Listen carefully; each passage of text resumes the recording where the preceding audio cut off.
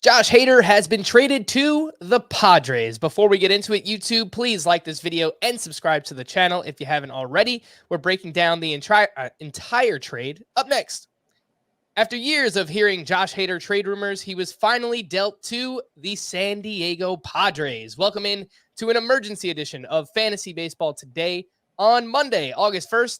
Have a feeling got quite a few of these coming up here, Scotty. Frank Stampfl joined, of course, by Scott White. And let's jump into the trade. Arguably the best reliever on the planet. Josh Hader traded to the Padres in exchange for Taylor Rogers, Dinelson Lamet, and two prospects, left-handed pitcher Robert Gasser and outfielder Esteury Ruiz. Josh Hader currently leads baseball with 29 saves, has struggled a bit as of late, allowing runs in 6 of his last 10 appearances.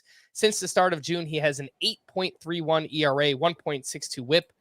BABIP and home runs have been through the roof. Underlying numbers still look pretty damn good. Scott, how are we feeling about Josh Hader in San Diego? No change for him. I mean, he's just going to continue to do his thing for a different team that's as much in the race as the Brewers are. So you don't expect his rate of saves to change in any way. And still, in my mind, even with, there were a couple of ugly outings just before the All-Star break that blew up his ERA. But even with that, I still consider Josh Hader to be the best closer in fantasy. And it's funny you said he might be the best reliever, right, in baseball. Yeah. He might be. Or it might be a guy who was his teammate in Milwaukee and now may stand to inherit saves. Maybe. It's a little bit complicated. Yes, we will get into that in just a little bit. But to put a bow on Josh Hader, look, not much changes for his value, obviously. Any concern about these recent struggles, or you're good? No, I think it was just a fluke thing. He's been, he's already kind of calmed down, right? Yeah, I believe his past like 2 or 3 appearances have been okay. Yeah, let me pull up the game log just to be sure. Yeah, 3 of 4 scoreless since it was like there was one where he gave up 6 earned runs on 3 home runs to the Giants, like right before the All-Star break, and that was really that was bad.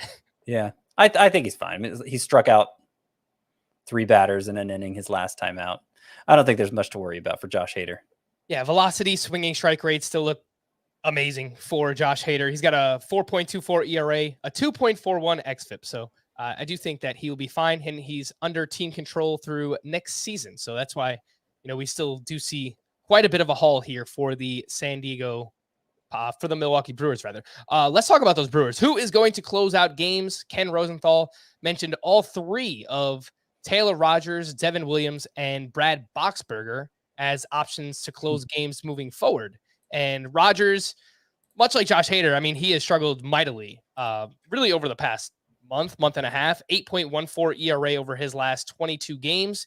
Devin Williams, Scott, you mentioned earlier, might be one of the best relievers in baseball. 1.59 ERA, 101 whip, has not allowed an earned run since May 10th. And Boxberger has the experience. He's closed out games in the past. Numbers look fine for him. Underlying numbers not nearly as good. But what are you thinking here? How does this shake out? Rogers, Devin Williams, Brad Boxberger.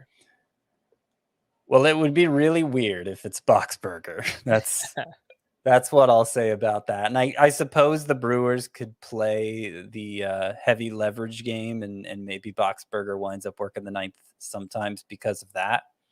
But yeah, I hadn't mentioned him by name yet, but Devin Williams is the one I'm looking at here.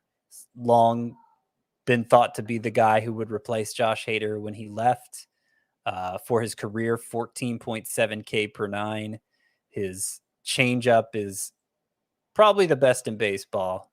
Pitching Ninja on Twitter has taken to calling it the airbender, and he's called it that for years now at this point. And, a lot of times you get these relievers who spring up with a dominant year and then kind of recede quickly. But Devin Williams has kept it going now 3 years in a row. And I would have more concerns about Taylor Rogers impacting that if he hadn't struggled so much and just been removed from the closer role for the Padres. So while I do think there's some chance maybe if they don't go the heavy leverage route that incorporates Boxberger, they go with more of a platoon situation, the lefty Rogers, the righty Williams. But I think before the Brewers do that, they'd want to make sure Rogers is right. And by that point, Williams may have taken the job and run with it. So I think Devin Williams is somebody who needs to be picked up everywhere. He has top 3 closer potential, and we're rooting for him to claim that job outright because it is something of a question. I'd try not to drop Taylor Rogers, but if you had to, if that was your only way of getting Devin Williams, I'd do it. Yeah, I think that makes sense. Devin Williams is 54% rostered, so pretty widely available. I would say regardless of format, even in a points league, if you want to take a shot on the upside, as Scott mentioned, has the chance to be a top 3 closer here in Devin Williams. Scott, I don't know, you probably haven't updated the rankings yet. I'm sure we'll do it over the next couple of hours. Where do you kind of see Devin Williams fitting into the relief pitcher ranks here? Someone on Twitter asked me if they should drop David Bednar for Devin Williams, and my initial reaction was no, but based on your upside case, I don't know, maybe. Yeah, I mean, I think you have to know the type of league you're playing in. If it's shallow enough that there's always some source for saves out there, maybe a David Robertson is out there, or a Sir Anthony Dominguez, somebody like that. Somebody you can fall back on if the Devin Williams thing doesn't work out. Then maybe you do take the shot on upside. Bednar's pretty good, but of course he closes for the Pirates, so the save chances can be inconsistent. And hopefully, if Williams does claim this job outright, they'll be more consistent for him. So, if we're doing rankings, let's see. I would probably, because I got Bednar 17th rest of season. So Devin Williams, until we know what the role is, I think I'm going to have to be a little conservative in the rankings and put him inside the top 20, like kind of ahead of that Bard, Robertson, Gregory Soto group. But obviously there's room for him to rise as high as 5th, probably. HADER, Liam Hendricks, Edwin Diaz, and Emmanuel Clase look like a clear top 4, but Williams could quickly join that group if it does appear he's for sure the closer. Well, it appears, Scott, that I made a snafu in our YouTube title. It says Josh Hader traded to the Brewers. That doesn't make sense, but no, Josh Hader has been traded to the Padres.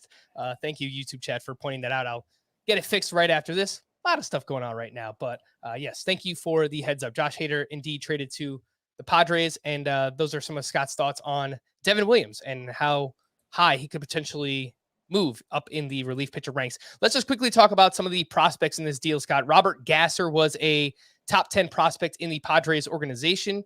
2022 in the minors this season, 23-year-old starter, lots of strikeouts, ERA whip hasn't necessarily been there yet, but I'm sure, based on that strikeout potential, that's what they're looking at with Robert Gasser.